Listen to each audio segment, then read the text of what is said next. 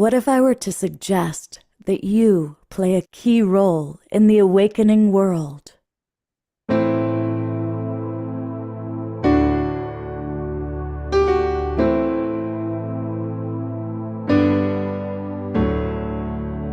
that you are watching this because you have heard the call.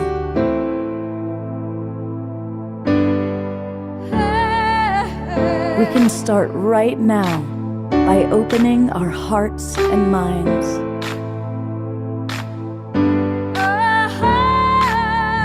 Welcome to the awakening world.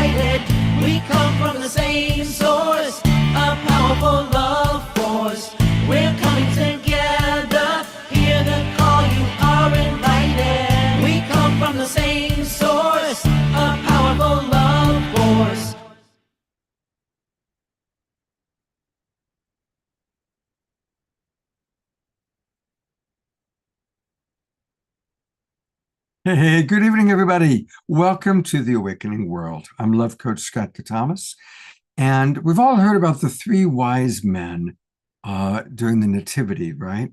Well, tonight we're going to meet three wise women, and I mean that sincerely. I think most of us agree that it is time for the divine feminine to rise and be heard, especially given the current shift that took place this week in terms of what's happening in Washington, D.C. and around the country.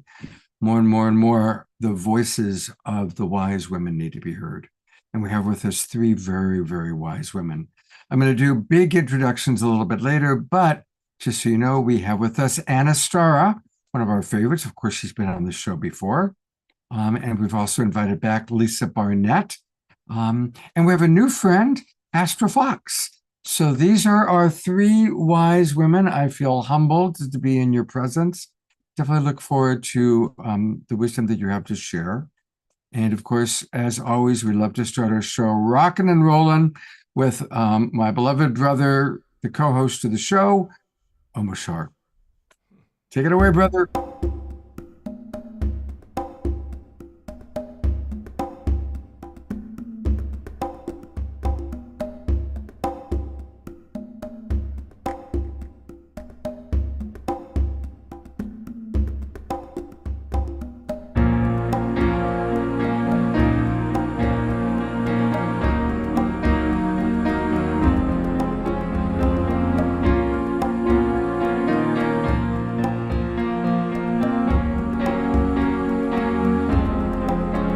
We are here, gathered together, holding hands, sisters and brothers, open hearts and open minds, raising our voices and singing these praises,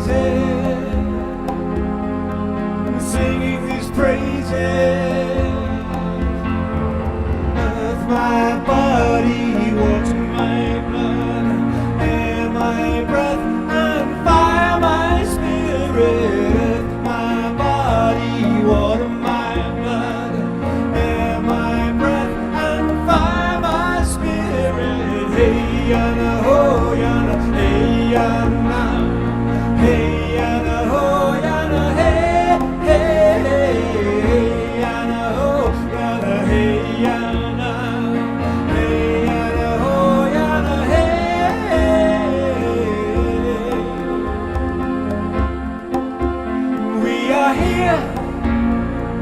Loving our mother, we are willing to love each other, open hearts and open minds. We raise our voices, we sing these praises.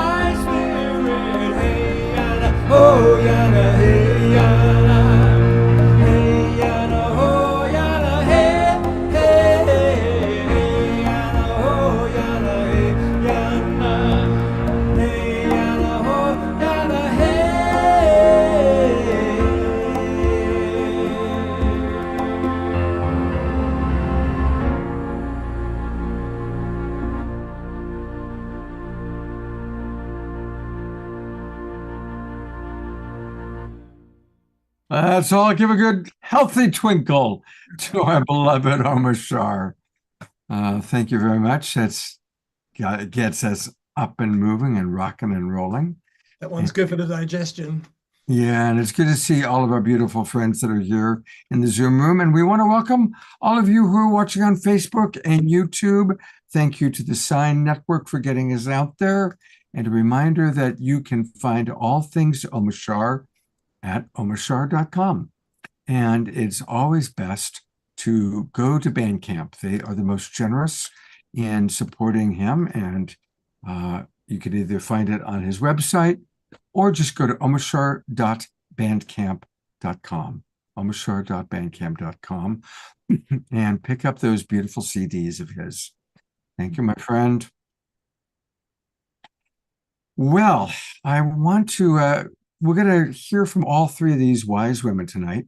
And what we're going to do is each one is going to have 10 minutes just to kind of do an introduction of what they want to, the wisdom they want to share. And of course, this is a place where people can really speak from the heart.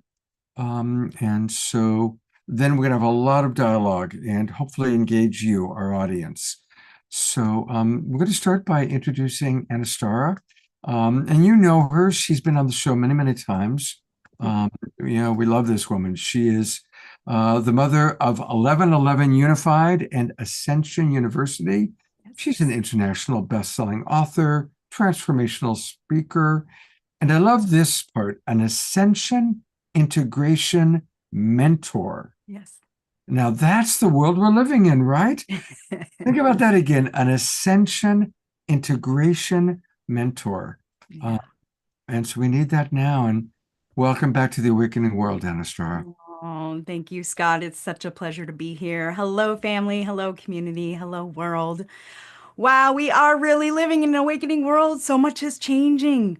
I was on a call not long ago with Deborah Giusti and a woman that was channeling one of our dear friends, Celestine Starr, that passed a couple of years ago. And she said, when you look at 2025, you can't look at A plus B equals C because the answer won't be C, the answer will be blue.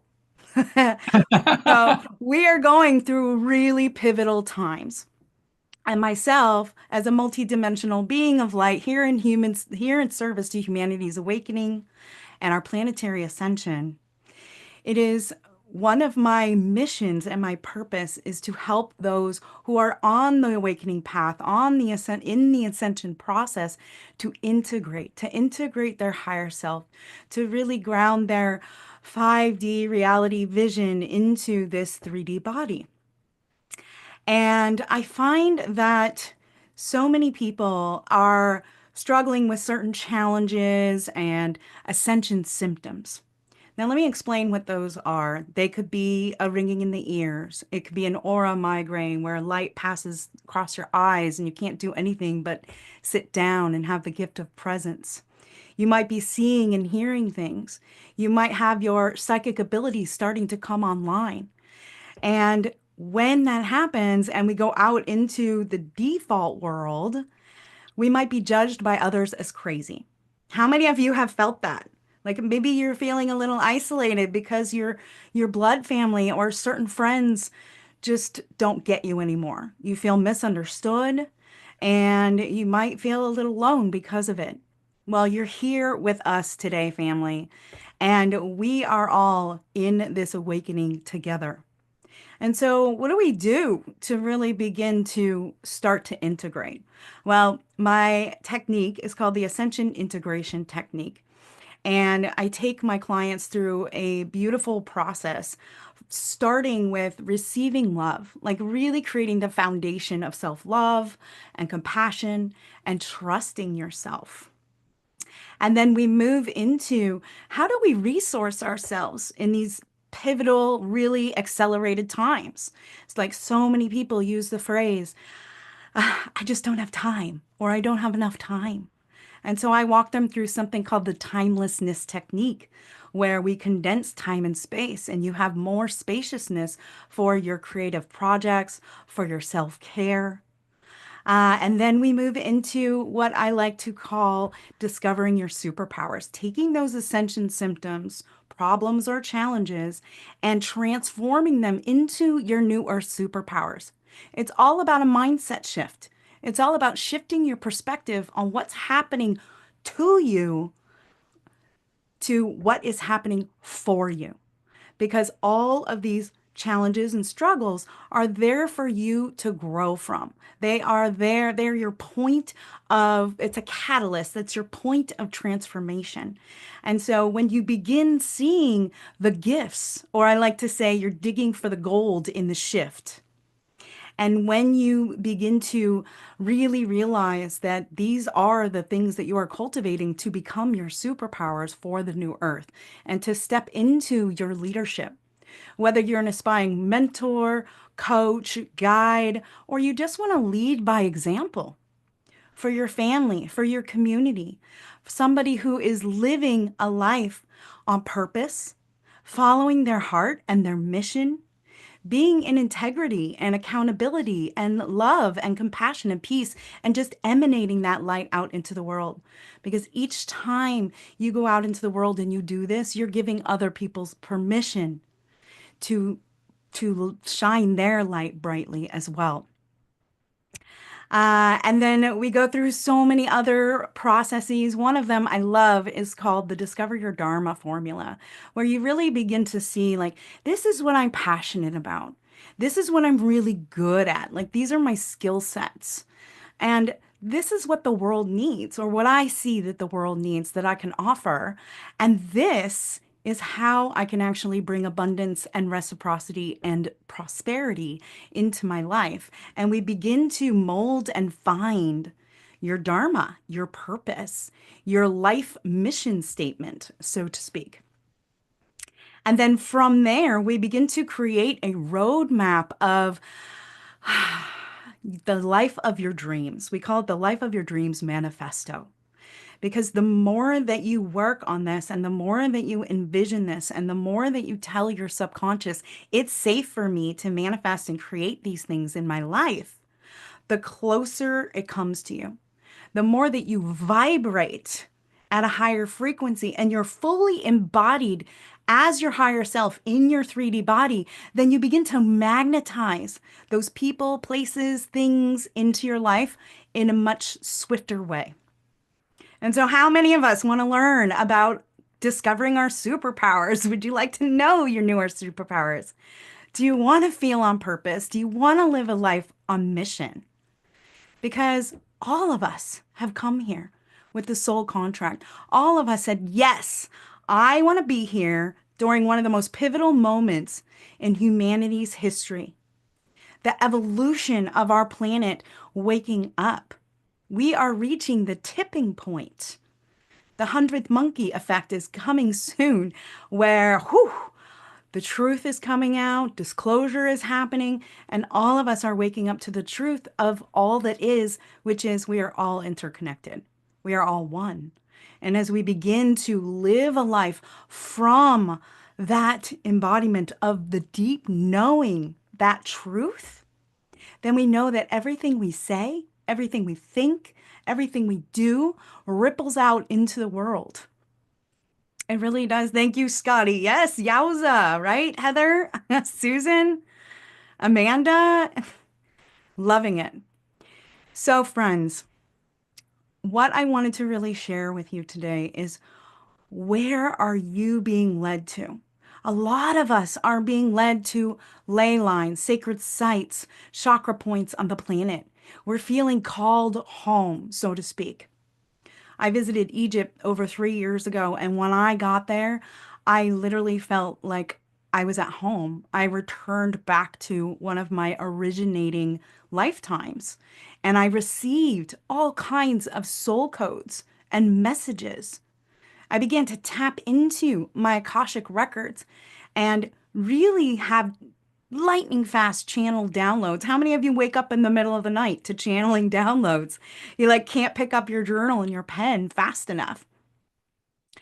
So when we're invited to these sacred sites, we are meant to have them activate us and also have us activate them to their original intention. And beloveds, I'm so excited because later this year, our 1111 Unified Network is going on an Egypt pilgrimage. We're going to be at the Temple of Isis on 1111. The entire trip is 20 days long. I wanted spaciousness to go to the sacred sites, have time to integrate afterwards. And this pilgrimage is a pilgrimage of the heart. It's a pilgrimage of the soul. And if you've ever felt like you've had a past life in Egypt, if you resonate with ancient Egyptian wisdom, then I am inviting you, Star Family, our global peace tribe, our awakening world tribe, to come and join us for that trip. It's October 26th to November 14th. And you can find out more about it on 1111unified.com/Egypt. Also, beloveds, I have a beautiful free masterclass next week. It's called The Synchronicity of Success. And we're going to go over the 4 keys of how to unlock universal flow so that you can lead with confidence. So you can really step into that next chapter of your life where you feel fulfilled because you really are living on purpose. And so you can find out more about that on my Linktree. Scott just put it in the chat. For those of you who are watching on Facebook and YouTube, you just go to Linktree, linktr.ee, and /Anistara 1111. Thank you, Scott, ANISTARA 1111. And there you'll find the free masterclass. You'll also find our upcoming Awakened Leadership Initiation. This is our level 1 group coaching course at the 1111 Ascension University. And it's for those of you who are on the verge of the next chapter of your life. And you really want to have that clarity of purpose. You really want to become empowered and confident and believe in yourself. And you really are ready to step into your leadership role and begin defining what that is. Because you're here for a reason. And now's your opportunity to live the life that you're meant to live. So Scott's showing the website. You could see some of the client success stories, etc. So, beloveds, this year is going to be so powerful. Can we feel it, right? 2025. Are you ready to thrive in 2025? And for those of you who are feeling the call or you want to lean into this program or the Egypt initiation, you can contact me at anastar1111@gmail.com. And I'm going to put in the link to an opportunity to book a free sacred activation session with me. This is where we'll have a heart-to-heart. I'll find out what are those problems and challenges you're faced with. What are your goals that you want to accomplish? And I'll help you create an action plan to set you in motion to success. So I'm really looking forward to having some one-on-ones with some of you. And we're going to have lots. I've already made about 5 questions for you. Okay, great. So I love it. Your energy is so beautiful, and Aww. I see a lot going on in the chat box right off the bat. So thank you, Amazing. Anna Star, and we'll see you in a little bit. Okay, wonderful. All right. Well, she brought the frankincense, and here's the one bringing the myrrh, perhaps. This is Lisa Barnett. And Lisa helps us to understand all about the Akashic Records. And of course, we'll take a look at her website, Akashic. She's the founder of the Akashic Knowing School of Wisdom. She's taught thousands of students worldwide how to access their own personal soul guidance from their Akashic Records. She's written 4 books. Her latest book is Akasha. She's been doing this for over 30 years. And she also does Akashic Record channeling and quantum healing. So, Lisa, we've known each other a long time. We've both been at it for quite a bit. And it's wonderful to have you back on the Awakening World. And, please share with our audience, how do they access the Akashic Records? What's that really mean? Hey, absolutely. Thank you, Scott. It's always a joy to join you and everyone here. I'm thrilled to be back. So it really is a wow time in the world. And I always kind of laugh. I feel like I've been waiting for this time to come around for seriously like over 60 years. I'm like twiddling my thumbs and talking to spirits on the other side, the Akashic record keepers, waiting for this moment. Um, and it really feels like we are at that the precipice of change, and we have the ability to change our lives, to create a new earth. And I really believe that with the help and the support of the Akashic records, it will be so much easier than we may have imagined. So the Akashic records are part of source energy, which is, of course, part of the quantum field. And so the thing that I've really come to dive into over the years and teach my students is that nothing is written in stone. Even the pain or the trauma from a childhood or from a past life, we can actually learn to go into the Akashic field, into this quantum field where there is no time and space, and rewrite our, well, parts of our libraries. So, we don't want to erase everything. There's amazing wisdom. There are gifts and talents that you have been honing for ever, the last 10 or 12,000 years, and then in all those other lifetimes here on this beautiful planet in other planes and dimensions. The record keepers always say that everyone is a starseed many times over. Really, none of us come just to Earth, which I always think is such a good thing to know. It's kind of a relief to me, right? Because this has not always been the easiest planet to live on. So for me, the Akashic record keepers kind of tapped me on the shoulder about 30 years ago, and they said, it is time to re-anchor the Akashic energy on Earth.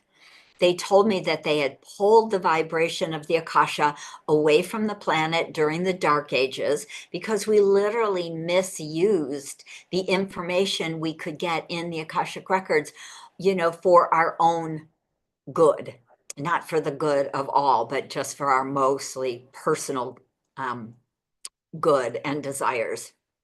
And so the record keepers realized this wasn't the time during the Dark Ages to have people accessing this information. They pulled the energy away, and then in the kind of late probably 60s and 70s, they started tapping people on the shoulder and saying, hey, it's time, right? We're right here at this phenomenal stepping into the age of Aquarius, which is why I say, I've been waiting for this now for most of my life. But they said, really, once we can re-anchor the energy and it becomes more accessible, then they asked me to start a school and to teach people how to access their own Akashic records, because they said it's a phenomenal empowerment tool for everyone. So they gave me what I refer to as the 5-step wisdom prayer system. And I will actually be teaching a one-day workshop right here in Marin County, where I am. I think Scott's here, or very close, at the Big Live Expand event. So I am doing a full day teaching to teach you how to access your own Akashic records using this 5-step wisdom prayer system. And so there are beautiful access keys to move you into the Akashic field. There are healing prayers to help us to clear and release what no longer serves, as well as many, many different types of tools that the Akashic record keepers have given us. And to me, one of the profound pieces of accessing the Akasha right now is that as we can move into this quantum void, into this energy of no time and space, into this place, which is pure, infinite possibilities. It is, right, no thing and everything. And so my desire is to truly teach you, as I teach you to access your records, the memory of who you've been through millions of lifetimes in this multi-dimensional world, how to access and reclaim gifts, how to release old patterns and challenges that no longer serve us, and then how to truly use this quantum field to shift and build our new earth. Because in this space of source, in this space, we are the creator beings that we really came to be. We are able to access this expansive vibration of the all, to be part of source, the quantum and the Akash, and really start from there in creating our new earth. And so it's a beautiful, phenomenal time in history. I am so excited to hopefully see many of you at this Expand conference. There will be 6 of the spiritual authors who have written books for Common Sentience is a beautiful series of spiritual books. Mine is Akasha.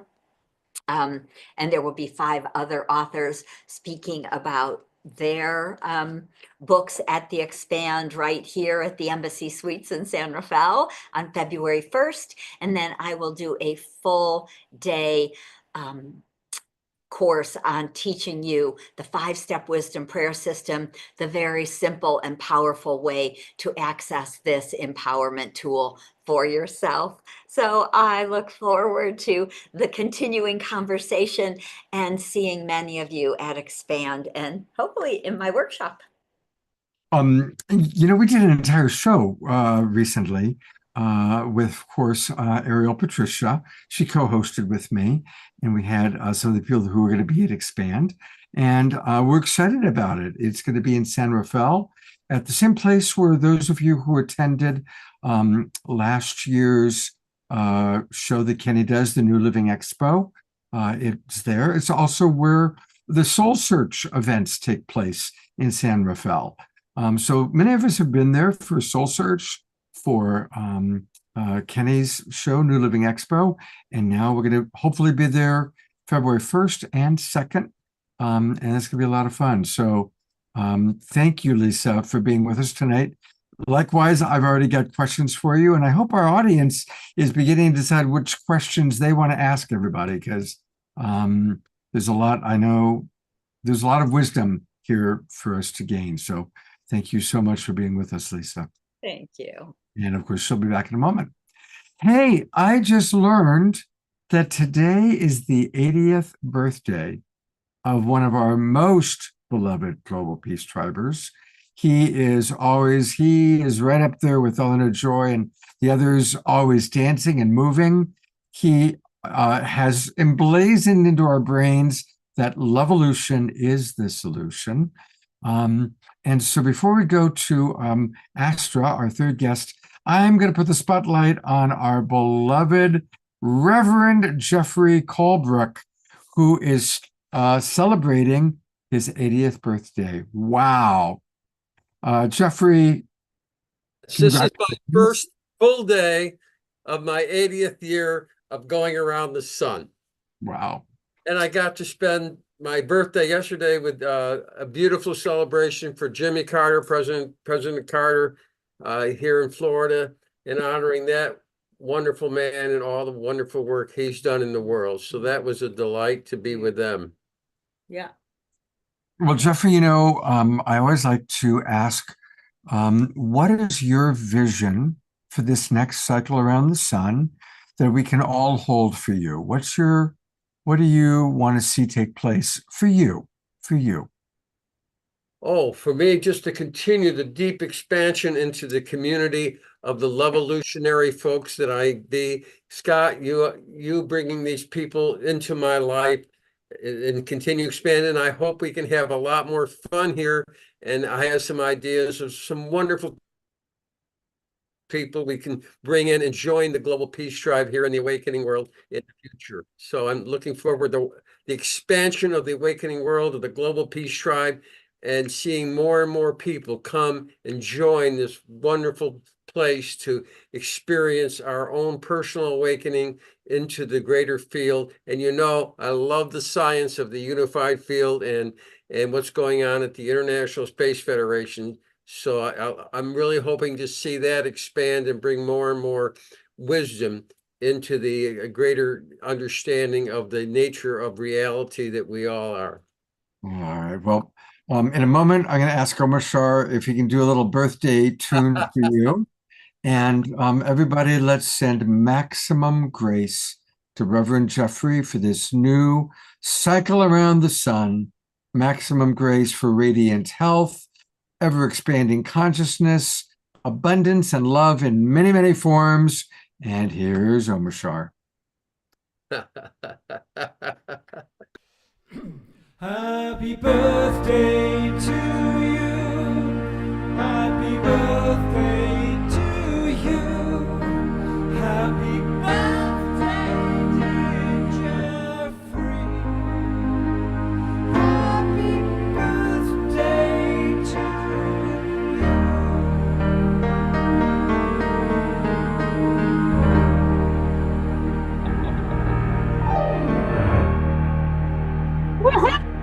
All right. Looking forward to sharing the next 80 years with you, my friend. And longer, actually. Eternity, brother. All right. Well, that's a fun, spontaneous. Thank you, Omar Shah, for jumping in there so quickly. Hey, we have a new friend joining us tonight, and you're going to love her. She is a delight. This is Astra Fox, and she is going to bless us with some music. She is our other musical artist this evening. And just a little bit about her. She's a Northern California-based folk and pop vocalist, singer-songwriter, and a spiritual life coach. And she is dedicated to helping creatives, that's all of you, heal, grow, and align with their joyful purpose.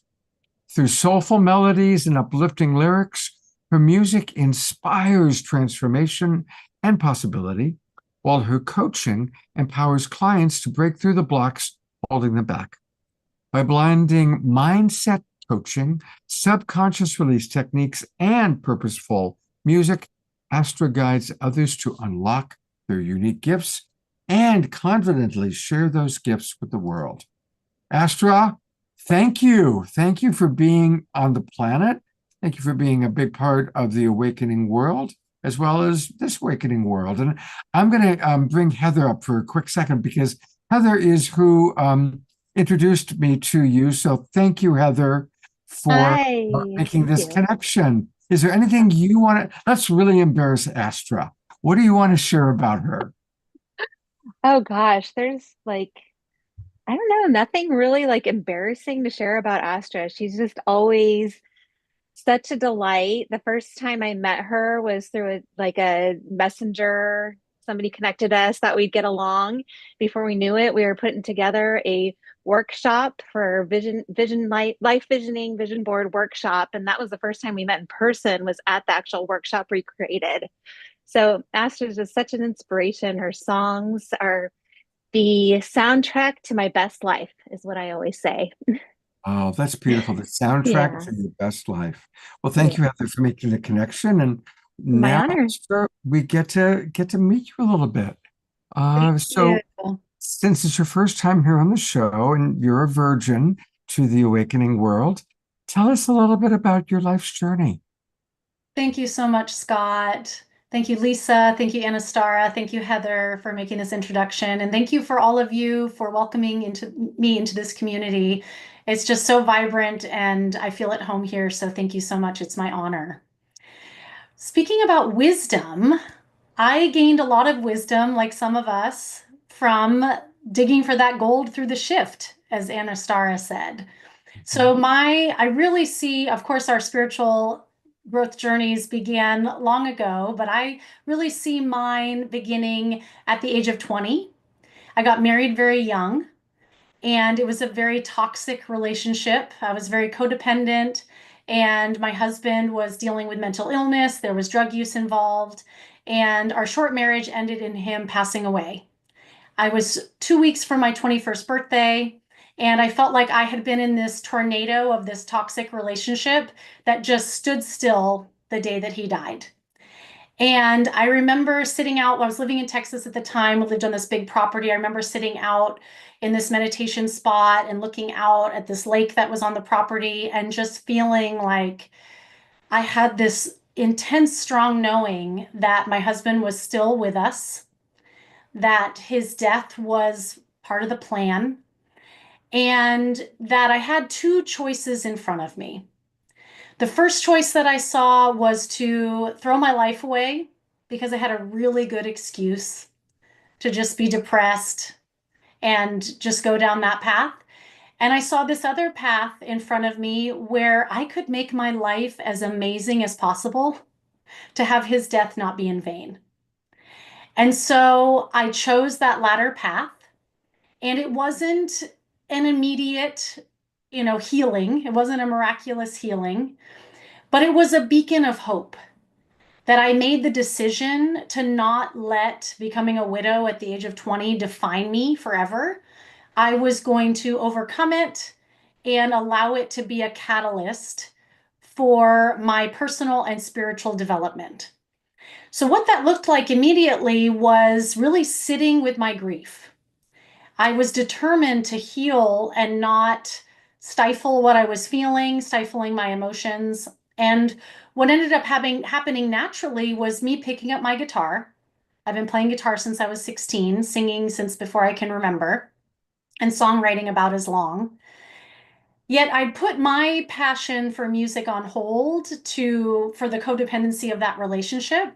So what happened in the wake of his death was I found myself alone, picking up my guitar and pouring my grief into really sad, tragic songs.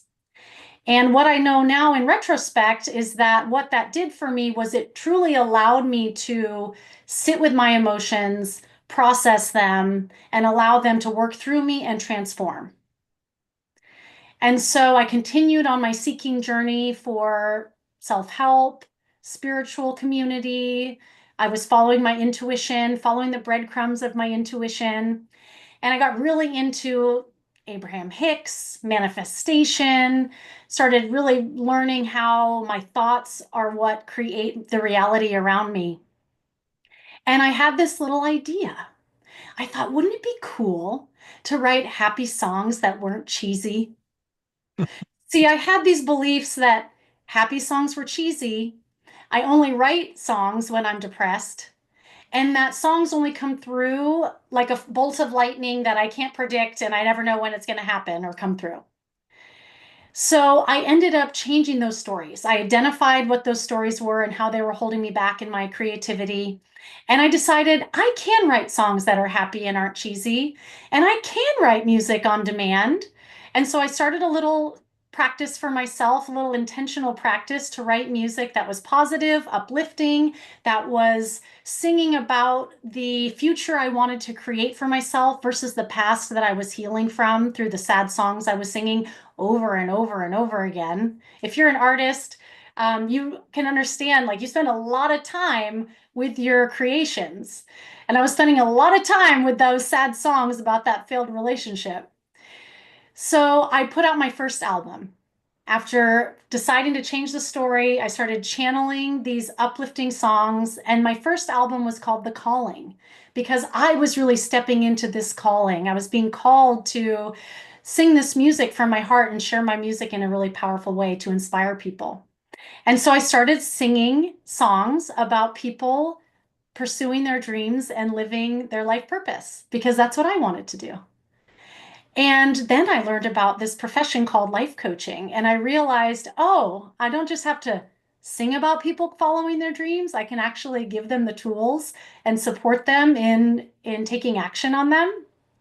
And so I became a life coach. And so for the past 5.5 years, I've been coaching and developing a process for merging my music with the skills and tools I've learned from coaching.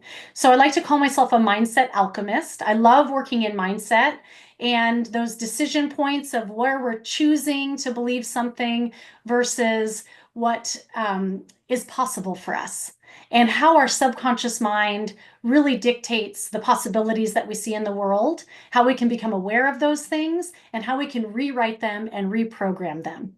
So one way that I do this is through my music.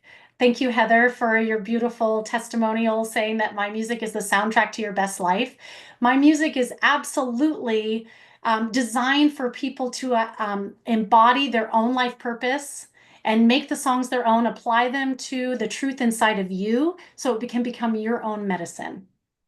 One of the ways, in addition to writing what I call more traditional songs, that I support people in finding their joyful purpose is through something I call musical mantras. Musical mantras are simple affirmative songs that are designed to rewrite the neural pathways in your brain so you can empower yourself for your dreams and your purpose here. And so they're little catchy songs that you just sing as a spiritual or personal growth practice. Allow them to get stuck in your head. Our subconscious mind learns from repetition. And so it's a simple and effective way to empower yourself with new thoughts that turn into your belief systems, which then turn into what you prove to be true in the world around you. Is anyone resonating with this? Yes. What I love about musical mantras, affirmations are great. However, musical mantras, pairing music with the words that you want to empower yourself, there's a magic sauce in there because music brings about emotion. And what I know about energy and the field of energy around us is that when we add an elevated emotion to thoughts, it expands the attraction point. And so it is a fun and simple way to empower yourself, change the thoughts that you're telling yourself in your brain. When you sing what it is that you want to see for yourself, you sing the words that you want to create for yourself in your outside world. So I've developed a process where I coach clients to identify what are the subconscious beliefs that are holding them back. I'm a master practitioner and practitioner of neurolinguistic programming and hypnosis. So I use neurolinguistic programming tools to identify and rewrite the subconscious mind. And then I've developed a process also to write custom musical mantras for my clients to empower them for the exact precise thoughts that they need to believe to overcome their limiting beliefs and empower their joyful purpose. So I'm going to share a song with you now that I wrote, actually was inspired from Heather Starr. When we met, I had been dreaming about starting a self-help book club. And when someone connected us through that messenger app, she's like, oh, I have this book club, the Soul Seeker Sisterhood. Would you like to join it? And I was like, all right, I don't have to create it myself. I'll just join hers. And the Soul Seeker Sisterhood became this beautiful community, and it turned into way more than a book club. We were offering workshops and gatherings and retreats. And I decided to write an anthem for the book club. It was called Sisters Rise. And I sang it for a while as Sisters Rise until Heather was putting on an event. And she said, and it was for Starseeds, the event was for Starseeds. And so she said, what if we sang Starseeds Rise instead of Sisters for this event? And it's been Starseeds Rise ever since. So would you all like to hear it? Absolutely. Thank you so much. Oh, I feel just like so welcomed. All right. I want you to see my guitar a little bit if you can. Yep, that's perfect.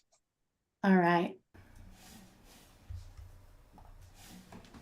So this song is for all the star seeds.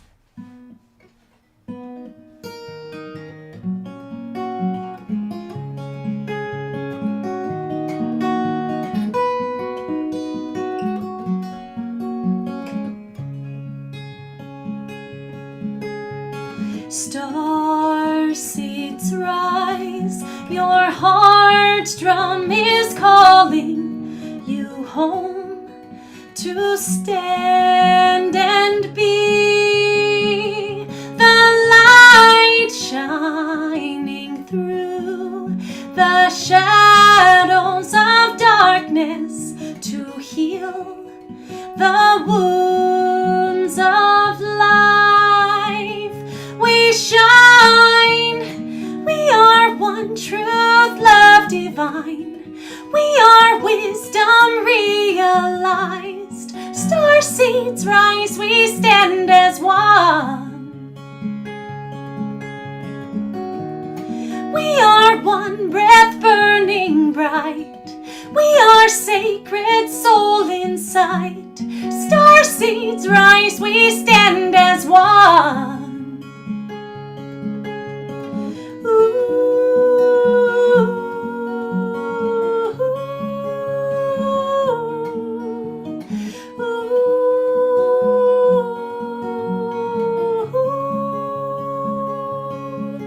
Transcendent truth, your heart's constellation, a symphony of light. Ignite, ascending through the veils of illusion. Behold these wings and fly on high. We are one truth, love divine. We are wisdom realized. Star seeds rise, we stand as one. We stand, we are one breath burning bright. We are sacred soul in sight. Star seeds rise, we stand as one. Star seeds rise, your heart drum is calling.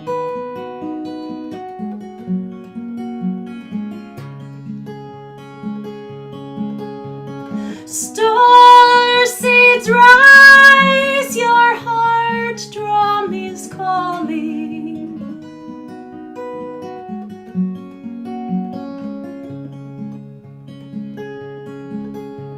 Star seeds rise, your heart drum is calling.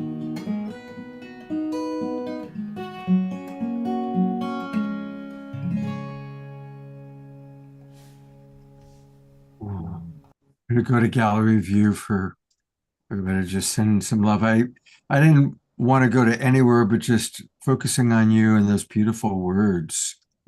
And I think people in the audience are totally relating to it. I'm going to read some of the comments coming in. Susie Karasik writes, full body chills. Heather says, yes, those are truth bumps. Reverend Jeffrey, who we just celebrated, says, absolutely delightful and inspiring. iPhone, even the iPhone comments saying, I love this song. And this is important. Serenity Grace writes, Astra, your work has changed my life and my life purpose. Your coaching and tools pushed me into my greatness. Every time I hear your music, it truly is my medicine and it helps my entire family. Wow.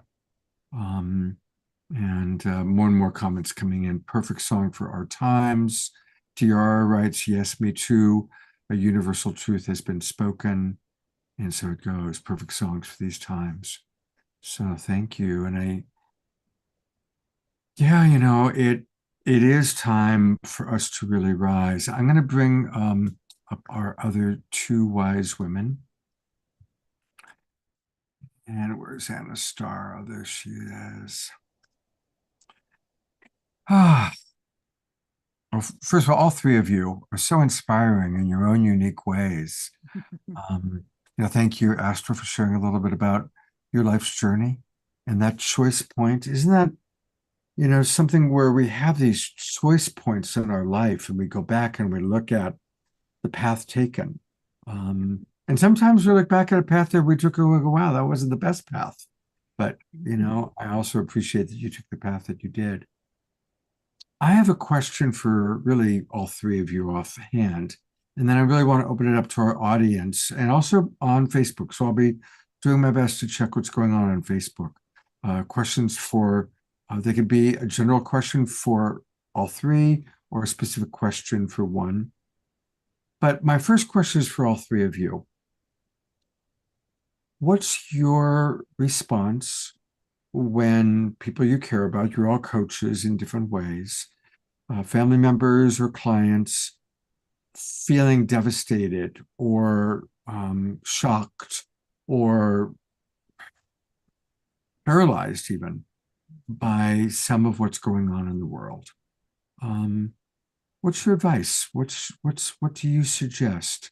Whether it's a personal practice for yourself or something, you know, advice that you would give to any of your clients or friends or family members. And I'd love for all three of you actually to answer that question. Lisa, I see you opening your mouth, so we'll go with you first. You know, I feel like my advice is kind of relatively simple because, again, we are the creators of our world. We are the creators of this universe. And so my advice is always to come back into your heart and to remember the great truth of who you are as an infinite soul, as a wise soul with thousands and thousands or millions of lifetimes, and to be able to call on some of those memories, some of those gifts that you've had. And you know, of course, not everybody that I talk to is that familiar with the records or maybe even believes in the Akash, but really just coming back to that place of love. And of course, I always remind people that, you know, we're creating our life every day, every minute, you know, so when we turn off all of those screens, when we come back into nature and meditation and the love of the people around us, then that can really help to shift our view of the world kind of more easily. So Thank you, Lisa. Thank you. Anastar, I'm going to go to you next. Yeah, I mirror exactly what Lisa just shared. Because we're the creator of our world, our heart knows the truth, regardless of the propaganda or anything that we're seeing in the outside world. We can really tune into our truth. So one of the very simple tools that I share with my clients is your body pendulum. So just like a pendulum, right? Your body tells you yes or no. So you can put your hand on your heart and just ask, what is my yes? Mine is a lean forward or a spiral to the right. And then you say, what is my no? Right? And it's usually lean back for me. And then you make a statement. My name is Anastara. And you feel the yes. And you say, I'm wearing a white shirt. Right? And that's a no. And so when you're watching something and you're hearing what's happening, you can really just tune into your heart and be like, is this true for me? Yeah, okay, that's true. You're leaning into it, right? Or no, this isn't a part of my reality or what I'm choosing to believe. So our new earth comes in from our heart first. We experience it viscerally from inside, from our soul, from our heart. And so if we want to experience peace in our world, we have to come from a peaceful heart. So if we're seeing all this chaos outside and we start judging it or nitpicking it and being really involved or influenced by it, then we won't have a peaceful heart. So always begin within. I love that. I've never heard that idea before of the body pendulum. It's brilliant. Thank you. And I appreciate the kitty cat right behind you. This is mantra. I have 3 cats: manifest, millions, and mantra.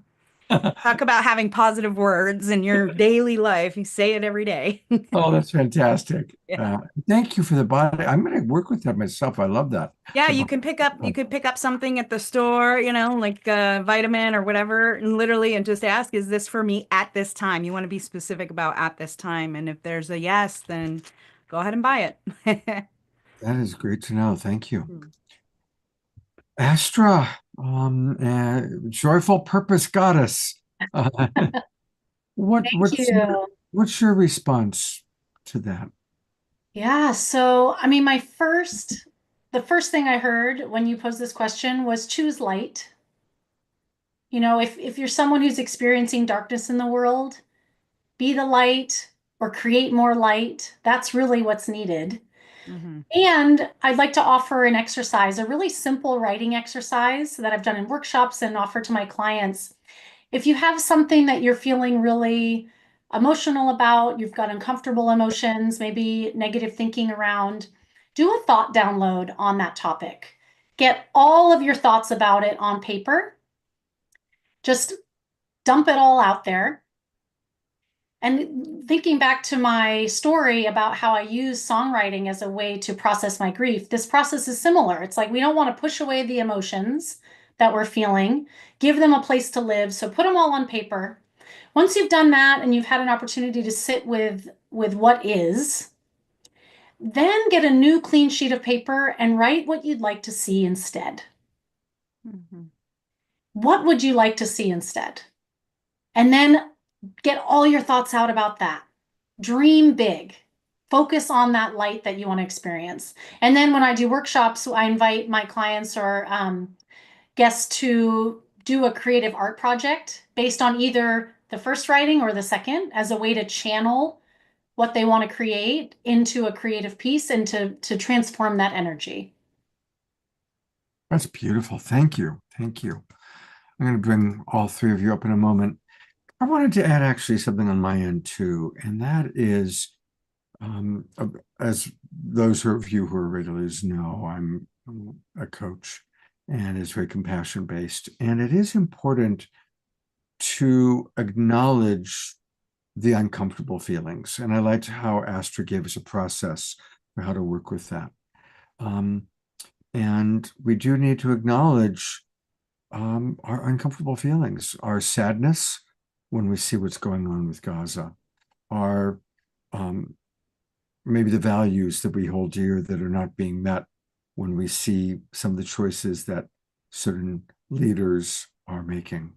And so taking time to mourn and acknowledge our uncomfortable emotions, and then to release them. And I think, again, Astra's process of doing that is a wonderful, wonderful way. So I just wanted to add that because sometimes we can jump too quickly to the positive, and then people that aren't there yet need more empathy. And as my mentor, Marshall Rosenberg, taught, always start with empathy, always start with compassion. So, all right, I'm going to bring our three wise women back up. And we actually have a question from Renee on Facebook,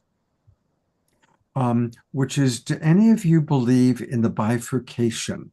Do any of you believe that there is a splitting off of worlds or a splitting off of parallel universes? Whoops, I brought up Heather accidentally. I got you, Scott. Yeah, thanks. Yeah, that's a popular theory that certain people believe, and so Renee is asking about that. Hmm. Well, I think it is all happening, right? We can choose to look at the light or look at the dark, right? It's coming back to this wisdom about making a choice, making a decision as to how you're going to allow or how you're going to allow the outside world, how you're going to respond to it. Mm-hmm. I think it comes down to that choice part of what you're going to focus on, and what you focus on, you attract. Mm-hmm. Mhm. Yep. Yeah, and as I said before earlier, like our 5D New Earth lives in your heart first, right? So again, it's your perspective. It's your mindset around how you perceive your life, right? We call it our phenomenological world in psychology, that how you're raised, your culture, your religion, all of it creates who you are. And you experience the world through your own view, through your own filters, through all of it. So the bifurcation, I personally am not the believer that we are splitting off into two physical planet Earths. Now, there was a movie long ago, I don't even remember the name of it, and it had to do with the second coming of Jesus. And there was a table of people and they're all sitting there having dinner, and the second coming happened. It was a flash. And half the people at the table were gone. Their clothes were there, their watches were there, everything was gone, and they were the believers, right? And what I kind of have taken away from that now that I've been on my spiritual path and have had my awakening process over and over and over again is that when we raise our frequency, when we raise our vibration to a point where we are filling ourselves so much and we're emanating from our light body rather than our physical body, then just like a radio station, when we get off the station, it's like staticky, that maybe some of us might have the experience of really being in this whole new world because we're seeing it that way. And then others really don't see us anymore. And it's kind of happening right now, how I talked about earlier. Some of your old friends or family aren't getting you because you're already elevating in your consciousness and your vibration. So it depends on what world you want to live in. Do you want to be fire and ash and brimstone apocalyptic, or do you want to believe in the goodness of humanity and living in harmony with Mother Gaia? It's up to Beautiful. you. Thank you. Lisa, is there anything you'd like to share about this? I completely agree. And I really feel that we are moving into the greater unified field of the quantum of source. Again, I don't believe that we're going to have two earths. I truly believe that all of us will awaken and we will create one beautiful new earth. And, you know, even though we have, again, so many millions of lifetimes, which means we have all those aspects of ourselves, but I don't believe the planets are going to split and that some will be left behind and some will awaken or ascend. I believe we're all in it as one. So I'm looking forward to everyone awakening. And while I've got you on camera, actually, there's a question from Susan Bloomquist for you. She writes, my question is about the Akashic records. Are these records of our soul experiencing other life journeys? So if I understand you correctly, Susan, I would say yes, it is. Again, if you imagine that there is a huge oversoul with millions of aspects of us, which we could look at as millions of lifetimes on this planet, other planets. Again, I believe we've all, I know I've been a galactic traveler most of the time. You know, we've been on this world the last, you know, whatever, 5,000, 10,000, 50,000 years. Otherwise, we're out there in the multiverse. And so we have so many life streams, and some of it, I would, you know, and depending on who you are, much of it is accessible through your own Akashic records. So the way I see the Akash is that each person has their own library of all these millions of lives they've had. We have the Akashic library is more earth-based, and even some of the closer planets. The Akashic library is the higher realms. And again, there's Cosmania, which there's a whole, so we have a couple of libraries because we're so much more than we appear. But we have our own set of librarians who are assisting us to help us to find the information that we're looking for, whether it's from this life at some date, or other lifetimes, or sometimes even other worlds. And so we really can receive so much information, reclaim so many gifts, and learn so much about what your soul was planning when you chose and you wrote your soul plan. Whether it was, you know, simple or complex, you know, traumatic or less so. We really plan these things because we want to learn, we want to heal, we want to write, unwrite and rewrite, get rid of some of these old programs that no longer serve. So lots of information and even I love to do the group healing around unwriting some of the traumas, some of the abuse, some of the slavery programs that we have that have affected our planet and humanity for a very long time. So much information in your Akashic records. Thank you. Okay, I'm bringing everybody back up. And yeah, Susan Bloomquist wrote, I think in reference to what Anastasia was saying, I'm having that experience. My family are just not perceiving me. Yeah. Here's a question for any of you or all of you. This is from Diara. She asks, I know as empaths that we have many ways of creating protective yet porous fields to filter. What are some of your favorite ways? So I'm interpreting that to mean being empathic.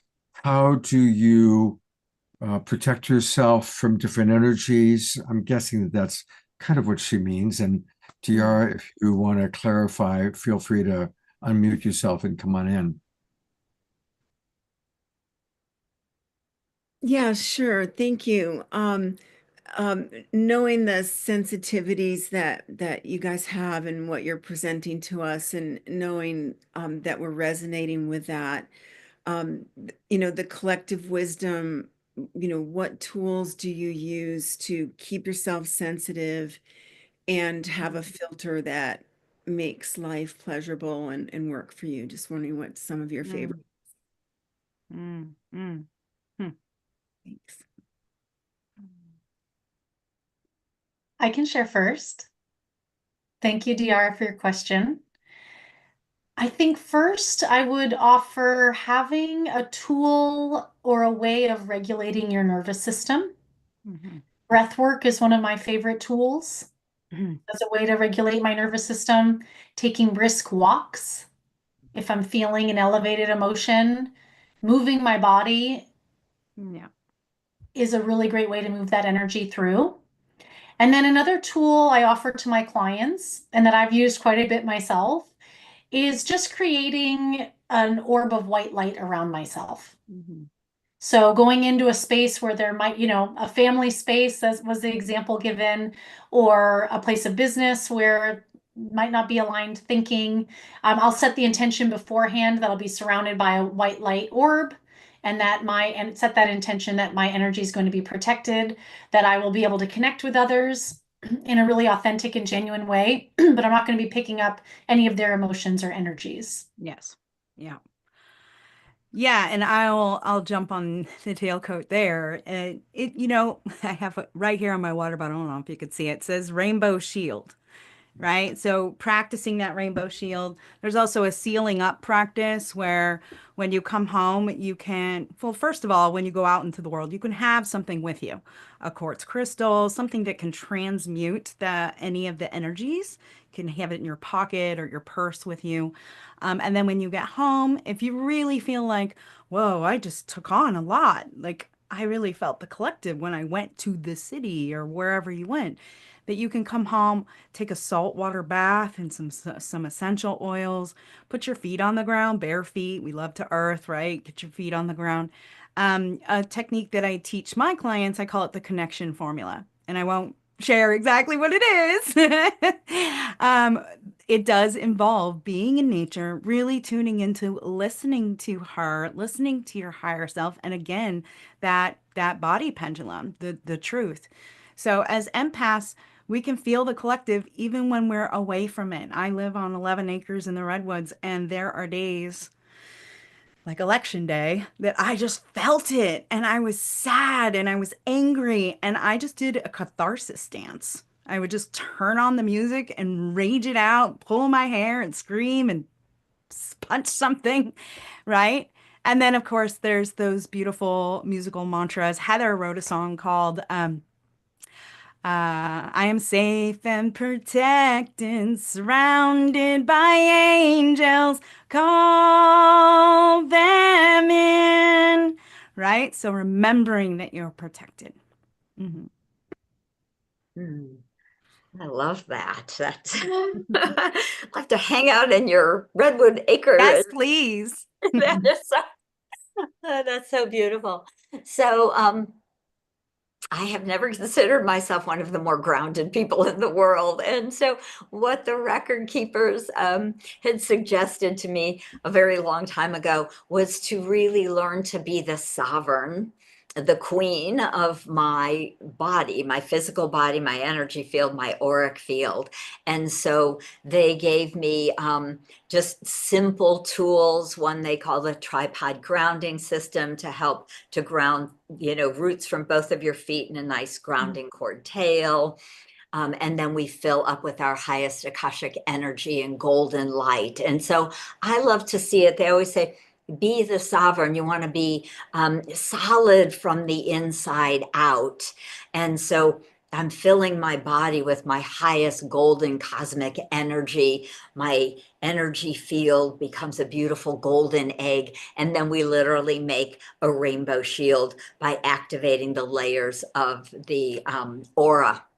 And then the final layer really is just our intention that no one and nothing is allowed into my field without my permission and my consent. And so the more we kind of practice these, being the queen, the king, the sovereign of your field, your space, your energy, the easier it becomes and the more natural it becomes. And of course, we can choose to connect heart to heart. We can choose to still be sensitive and compassionate, and kind in the world, but we certainly don't need to take on everyone else's pain or the trauma in the world. So. Thank you. Beautiful. You guys are speaking all that. I can feel all the energy shifting and swirling. Thank you, Scott. Thank you, everyone. Yeah. Thank you. Good question, Tiara. Thank you. Earlier today on the Unity Earth call, another wise woman spoke up with a beautiful poem. And I asked her if she'd be willing to share it with us tonight. So this is a little spontaneous edition. She came to the chat box or into the Zoom room.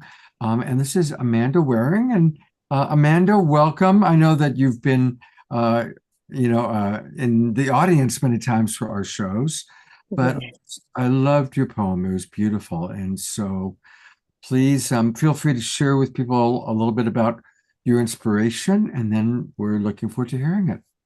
Yeah, thank you so much, Scott. What a beautiful synchronicity just 2 hours ago to be asked to do this. So, yes, I'm very honored to read this poem I wrote when I turned 60, just a few months ago.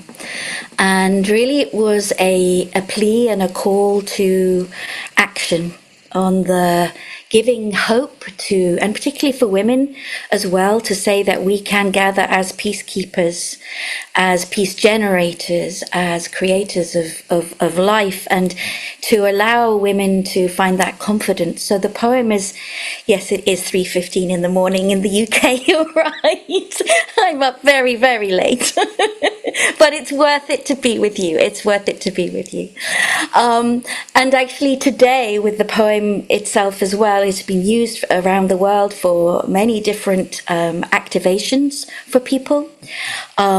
But there's also a film that goes with it that we launched today, but it wasn't showing so well on Unity Earth, so I'm a little bit anxious about showing the 7-minute film.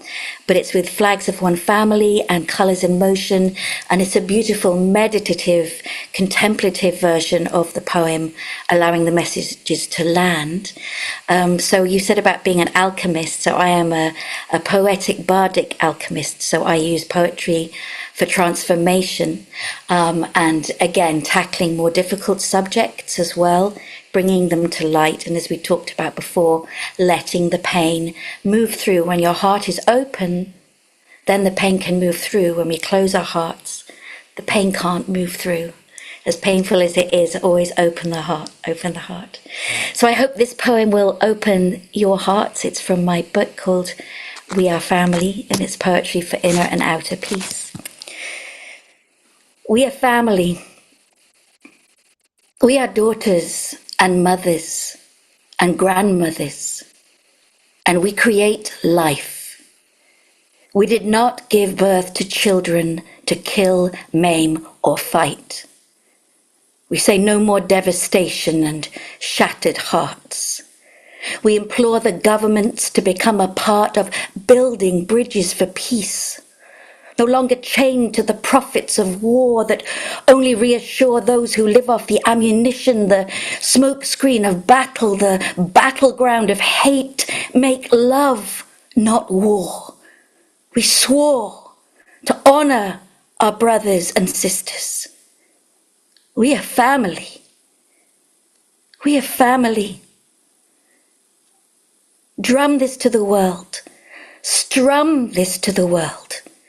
Peace is possible. War is impossible as an antidote to unity.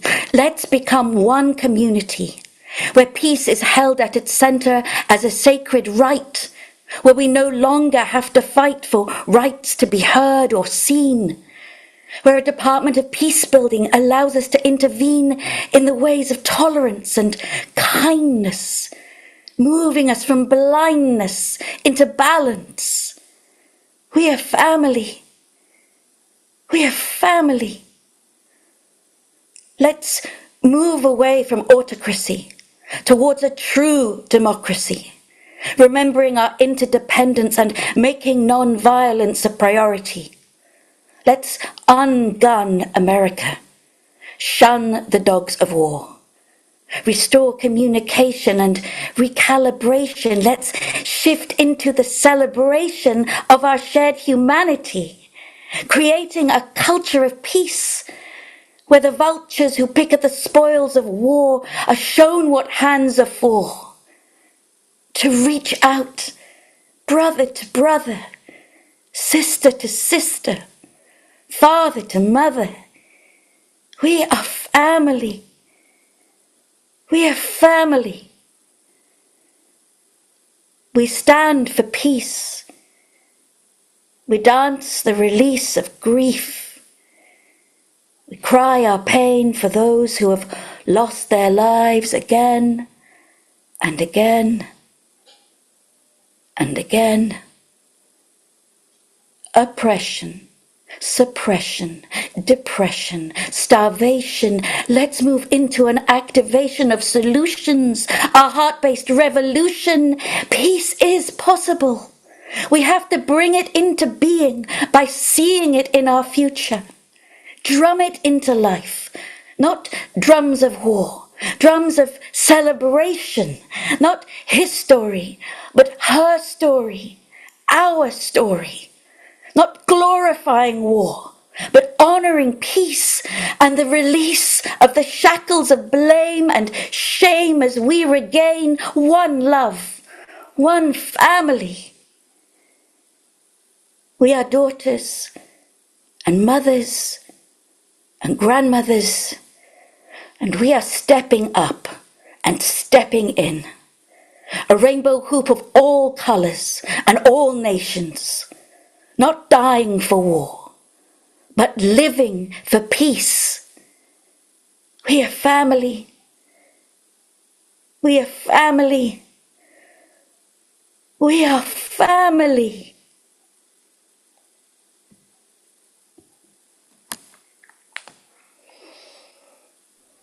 Wow. Thank you. Thank you. I can't hear you, Scott. Sorry, you're muted. Amanda, first of all, let's just all twinkle, Amanda, for this incredible truth bump expression. And your delivery is so powerful and so passionate. So here's your Global Peace Tribe family appreciating you, because we are family, and of course, appreciating our big family that's out there. And Amanda, please put into the chat box the link where people can watch the video. Yes. And I'm not that great at this kind of thing, but I will do my best and give it a second. And also, yes, if you go on Amanda Waring, so it's WARING Films on YouTube, then there's a lot of my poetry on there. But I'll put the link to the, there's very different versions of the poem. So I've done an ecstatic rap dance version of it to allow it to reach a younger audience. And then, as I said, with Flags of One Family, there's a contemplative way, and my vision is that it reaches around the world again and again. So thank you for this opportunity. Bless you, Scott. God bless you, Amanda. Thank you so much for this. Just beautiful. Thank you. Thank you. Well, fortunately, we have, because that's a hard act to follow. But fortunately, Astra has agreed to do a second song for us. So the inspiration continues, and I'm going to turn it over to you, Astra. It's so wonderful having you with us tonight. Thank you so much.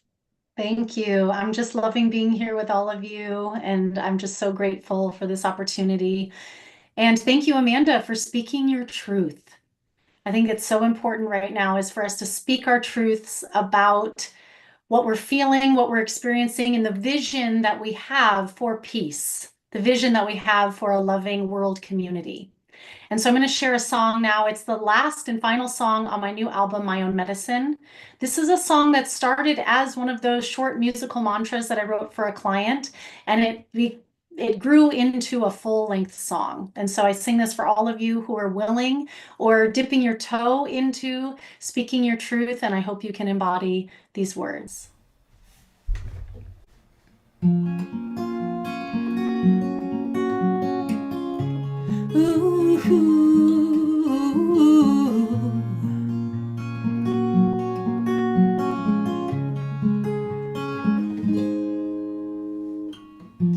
I speak my truth like a melody. I shine my light with serenity. I'm showing up authentically. I'm growing into a new frequency.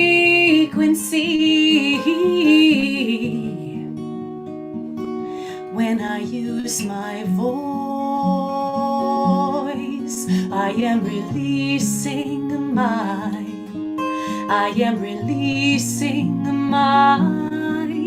I am gifting my vibration into the universe.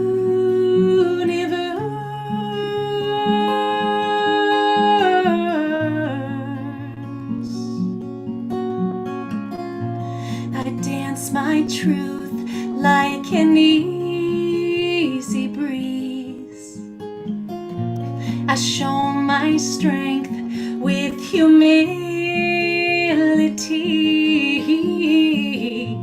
I'm stepping up for humanity. I'm flowing into a new resiliency.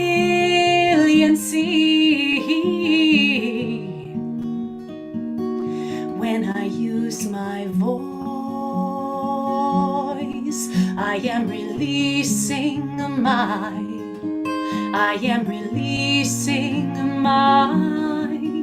I am gifting my vibration into the universe.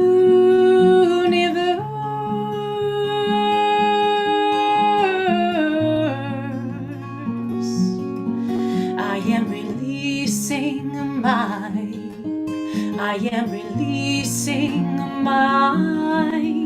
I am gifting my vibration into the universe.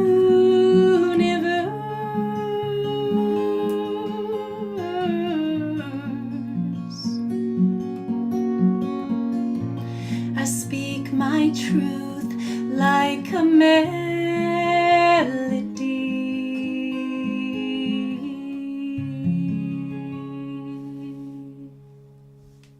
Oh, gonna get a gallery view. Let's send lots of love. What a beautiful, beautiful soft song. And I want to let people know some very important things. She has a new album out. Of course, the song we just heard, both of the songs from tonight are on this album. Starseeds Rise is the second song. And then the 12th and final song on the album is what we just heard, I Speak My Truth. And her album is called My Own Medicine. And I've put the link into the chat box. Or people on YouTube and Facebook, just go to Spotify and look up My Own Medicine.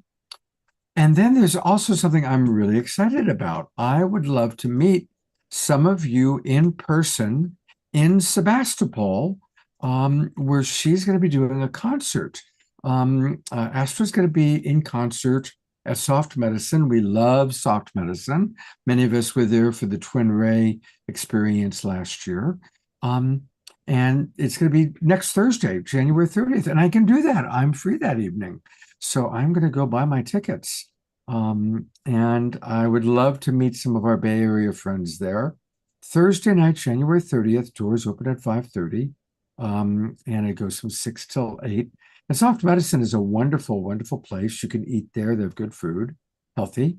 Astra, I'm looking forward to coming to your concert. That's going to be just delightful. Anything you want to share with our audience about that? Absolutely. Thank you so much. Excuse me. So I'm honored to be able to present this album to you. It is on all streaming platforms. So wherever you find your music, you can buy it, purchase it on my website. You can purchase it from me in person if you have a CD player. It is really beautiful, the album artwork. If that's something that you want, I can sign it for you. Christy Kiley did the photography. Heather Starr did the album artwork. So I'm really proud of that. So it's on all streaming platforms. And my concert next week, it's going to begin with my dear friend Chris Young Ginsburg is going to be grounding us with a sound bowl healing to begin. And that's my style of opening, artist, right? And then I'll be sharing the full album with a live band, which I'm really honored to do. I'm going to have another friend of mine create some live art. And it's going to just be a really beautiful, connective, healing space where I invite you into making these songs your own so you can tap into your own medicine and allow you to blossom into your greatest joyful purpose. So thank you all so much. I hope you'll go listen and connect with me. I do play around the Bay Area at Centers for Spiritual Living, Unity Churches. I'll put my event calendar in the chat. Yes, please do that. And I'll show it as well. And I'm really looking forward to coming and seeing some of you. Heather, I saw, is going to, of course, be there. And so looking forward to us all being together. And then a few days later, we'll be in San Rafael, of course, for Lisa's Expand event over that weekend. All right, I think a final question for each of you. I'd love to ask each of you to share a favorite tool or practice for our audience. Pick a tool or a practice that you use or that you teach to help with ascension or to help with just life. And I think I'll go to Anastasia first. Thank you. Because I know you've got lots of tools. Oh, so many tools. And as we were talking earlier about, so I'm sorry, Scott, I said, not sorry, starry. I suddenly don't see my box. So anyhow, I think you're the only one your highlighting. spotlight. Okay, Your great. spotlight. That is exactly an example right there. We as human beings, especially women, we are been programmed to apologize for ourselves. And when we say the word, I'm sorry, then that's you saying, I'm a sorry person. And you're not a sorry person. So changing it to, I apologize, or please forgive me, or what can I do to make it better? These little nuances of our language really does help shift our energy. Like the word but. I want to go on vacation, but I can't afford it. Rather, if you say, I want to go on vacation and I can't afford it, there's an opening. Or I want to go on vacation and I'm going to figure out how to, right? And so these little language shifts can really help you. Double negatives, don't and worry. How does that make a positive? Our English language is so funny like that. So I'd much rather say, you got it, or okay, or sure thing. So making these tiny little shifts, catching yourself when you start doing it. I'm training my son, he's almost 10. when he walks into a room filled with women to not call us guys, because we're not guys, we're women. Hey, ladies, hey, goddesses, right? This is what I want him to say to honor the feminine and acknowledge that there's no guys in the room.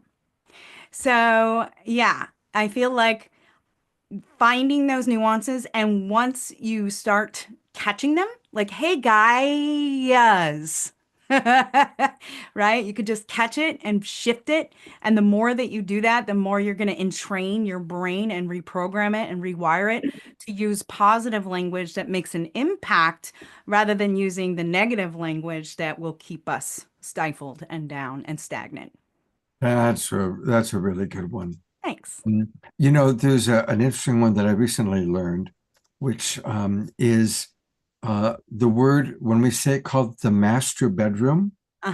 That's actually comes from the Old South during plantation time, when the slave owner had the bigger bedroom. The slave owner was the master, right?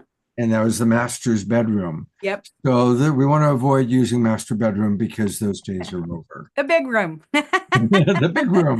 The place for mom and pop sleep or whatever it is, right? The dreaming room. Dreaming room. There you go. Totally, Scott. All right, let's hear what Reverend Lisa Barnett has to say. You're up, Lisa. There we are. Oh, you know, I was so just living in that beautiful energy of the music and the phenomenal poem that I think I missed your question. Could you repeat it for me, please? The question was, what is the meaning of life? No, not really. I'm kidding with you. No, I asked for people to, although you could tackle the meaning of life if you'd like. The question was, what's a favorite tool or practice, either that you use or that you'd like to share with your clients? Oh, wow. So the one that comes to mind is a tool that I use, which I call the infinite connection. And it's so simple. You really just imagine a beautiful liquid golden light infinity symbol. And what I started to do, I have 3 kids and a husband and 2 cats and a dog. And I would literally imagine all of my my family, and sometimes I really spread it out to my beautiful, amazing 95-year-old father and his partner, right? So just bring all of, instead of kind of bringing the family into a bubble, which I also do, but I just would connect heart to heart, with each and every one of them. So each one got a beautiful golden liquid light infinity symbol from my heart to their heart, just connecting in this very beautiful flowing energy of light and love, non-invasive like the old kind of chords are. And what I find is not only heart to heart, but sometimes when I'm going to have a conversation with somebody that may feel a little like it could be a little sticky or challenging or something, I'll connect heart to heart and then 5th chakra to 5th chakra so that we can all speak our truth with ease and grace. And even 6th chakra to 6th chakra, where we can see the truth. We can see each other, really know, feel, see, and speak our truth by connecting in this very beautiful way. So that's the infinite connection that I find so useful in so many ways. Beautiful. A reminder that you can find all things Lisa Barnett at her website. It's akashickknowing.com. Akashic is spelled AKASHICK, IC, and then the knowing, KNOING, akashickknowing.com. And she offers free gifts, so definitely check out her books, her live courses, her live events. And of course, again, we're going to be at Expand. Looking forward to hopefully seeing some of you there. February 1st and 2nd in San Rafael. So it's going to be really, really wonderful. And I got so excited about sharing my little tool that I forgot to go back and show one more time Anna Starr's link tree. And oh my gosh, Anna Starr is one of those women who's doing a lot. So you definitely want to go to her link tree. And again, Linktree is linktr.ee and then / Anastarra 1111. And there's a lot of wonderful things there. Anastarra, is there any one particular one you'd like me to open up and show people? Yes, there are two. The one is the upcoming masterclass next Wednesday, Synchronicity of Success. This is a free masterclass where we're going to go over the 4 keys to come into universal flow so that you can feel aligned and live a fulfilling life on purpose. Beautiful. So Okay. that one is free on Eventbrite. And then the second one is the upcoming Egypt Revisited Masterclass. It's the third, I believe it was the third. Is it? Yes, here it is. So these are for people who really feel the call to visit Egypt. You come to this masterclass, you learn more about tapping into your soul codes at the sacred sites of Egypt, and I will share more about our pilgrimage that will happen later this year. And so that's a free class. And that is February 22nd on the portal day, 222 at 2 p.m. Pacific time. Beautiful. Thanks. I want to really acknowledge Anastarra. I had the opportunity to collaborate with her. Many of you attended the fundraising that we did right after the election on November 9th. And Anastarra, we had already kind of put together the core team for that. And Anastarra came in and she made it happen. This woman is a force of nature. She was like a hurricane who came in and just handled so many of the black and white details that needed to get done for that to be a success. So thank you, Anastarra. I really respect your beautiful balance of masculine and feminine energy. Thank you. Yeah, it was a pleasure to work with you on 1111 for Unity Now. And who knows, there's more coming soon. Sure, there will be. Thank you so much, Anastarra. See you soon. My pleasure. All right. I always feel like Dorothy at the end of The Wizard of Oz. And Scarecrow, I'm going to miss you too. Saying goodbye to all of our 3 wise women tonight. And of course, finally, we have got Astra, our newest friend. And Astra, is there a tool or a practice you'd like to share with our audience? We really dropped into your music, but you're also a coach. So this is a chance for people to get a little taste of a little homeopathic dose, perhaps, of your coaching medicine. Well, creativity is one of my favorite tools. And so, as we know, we're all creative, and your creative expression is unique to you. So for me, it's song and music. To some of you, it may be cooking a meal or planting your garden. And so what I would recommend you do, again, like I said, with that thought download, focusing, doing the thought download for what you don't want to see, and then spending some time writing what you do want to see. Use that as a creative practice. Channel what you do want to see into that meal for your family. Channel what you do want to see into creating a gathering with your community. Use creative tools as transformation tools for, I see creativity as a mental health tool. And so I think one of the reasons that the collective is suffering so much is because creativity we've been separated from it. And so I invite you to create just for the sake of creating. We are most like source when we are in creation mode.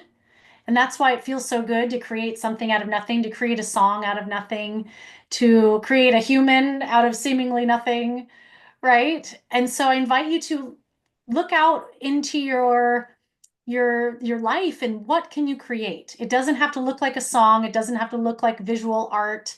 It's unique to you, and creativity is one of our God-given tools that we can use to transmute energy. So take advantage of that. And so I use song with my clients. I also created the My Own Medicine Transformation Guide. So this is actually a lyrical coloring book. And so every page has the lyrics for the album and a page to color.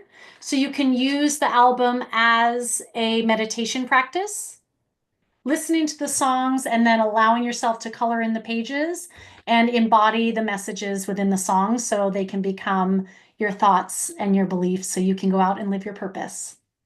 Fantastic. And speaking of living your purpose, let's take a look at her website. Oh, whoops, I was on her website a moment ago.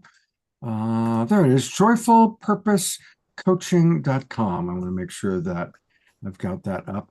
So her coaching website is joyfulpurposecoaching.com. Make sure you put in your name and email address so you can stay connected with her. It's now taking me to another place, so I'm going to go back to you. But thank you, joyfulpurposecoaching.com, and I'm sure that people getting coached by you are very blessed. George Noble, who I imagine will be at your concert, he lives close by there, writes, her creativity is channeled during each of her songs. Absolutely. And Reverend Jeffrey writes, reality as we think it exists is not so much the static state as it is a process of potentiality continuously expanding and transforming so that information can increase. Lovolution is the solution. And it is wonderful to be with you, Jeffrey. We love you so much. I'm going to bring up all of our people one last time, including Amanda Waring, who it's, God knows, middle of the night in England. Thank you for being with us, Amanda. Thanks. It's been another wonderful show.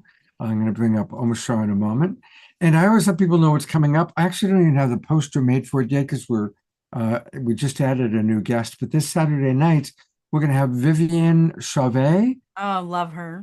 Caroline Corey, and some of the key people that are speaking at the Sedona Ascension Retreat and the Conscious Life Expo, both events coming up in February and March. We're going to be promoting those events with some of the main speakers. So it's going to be a dynamic show this Saturday night. So I hope you can all join us. Let's all twinkle, our wonderful presenters. Yay! Thank you so very, very much, you gals, you goddesses, you wonderful people. Yes, thank you. Anastara. I channeled your son just then. Yes. I channeled you correcting your son. Yeah. And I'm going to turn it over to Omashar to close us out.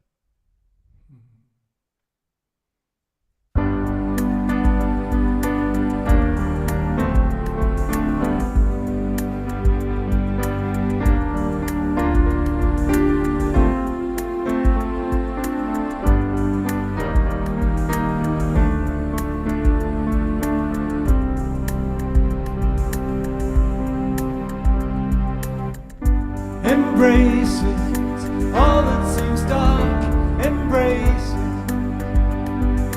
All that seems unlovable, embrace it, and be whole again. Be whole again. Be whole again.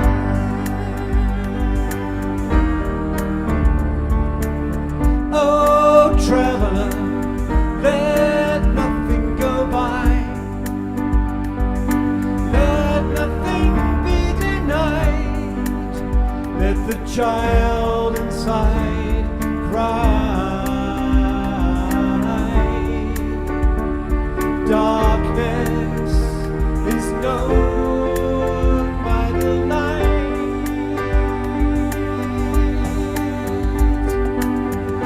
Embrace it, all that seems dark, embrace it. All that seems unlovable, embrace it, and be whole again. Be whole again, yes. Be whole again.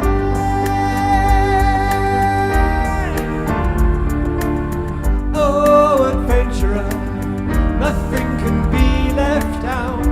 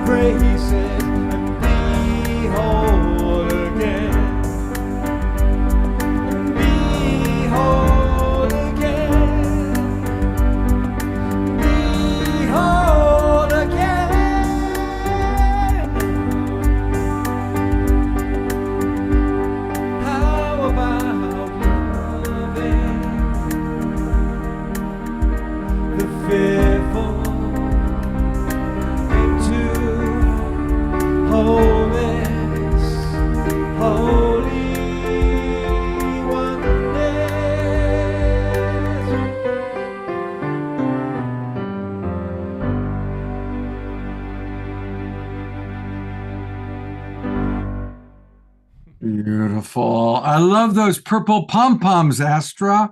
Those are awesome. That's fun. That's how I celebrate my clients' wins. Oh, that's great. You are the purplish cheerleader I've ever seen. I love it. Well, thank you, Omashar. Thank you, everybody, for being with us. It's been a really, really great show. And thank you for the wise women in our world. I hope to see all of you on Saturday night. Take care, everybody. Have a beautiful, beautiful week.